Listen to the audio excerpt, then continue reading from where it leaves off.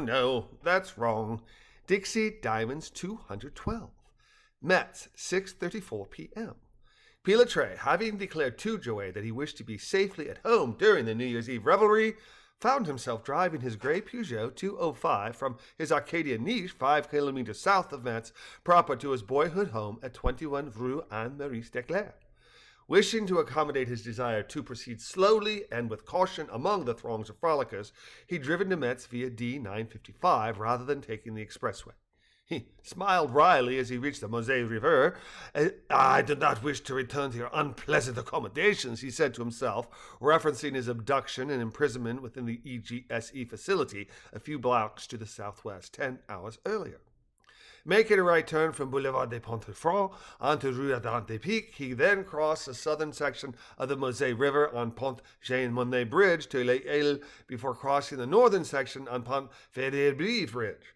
Continuing on Voie Fédérbie, he turned right again, this time into Place Jean Jaurès, then took his final turn onto Rue Anne-Marie-Steclair.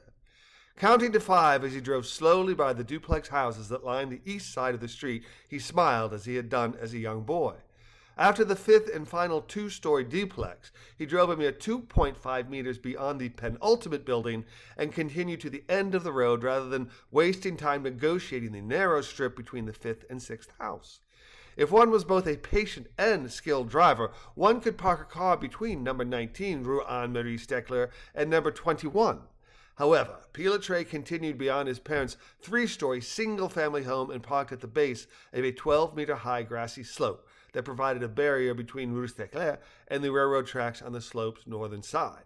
Penultimate, adjective, last but one in a series of things, second to last.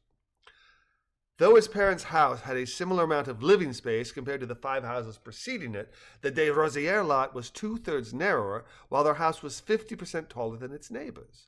As the house was at the end of the dead-end street, his parents tended to park their car along the slope rather than the narrow alley between their house and their immediate neighbors. Seeing no car in either the alley or along the slope, Pilatray assumed his father was still out and that it would be just his mother who greeted him, a circumstance which in no way displeased him. Parking his car along the base of the slope, he turned off his Peugeot, stepped out of the car, and made his way to the base of the 3 steps leading up to his parents' home when the door opened and his mother, Magdalene, with the door open wide, stood in the doorway with her arms likewise open wide as she beamed a smile at him and said, Pilatray, come in, before kissing both of his cheeks and shepherding him into the house.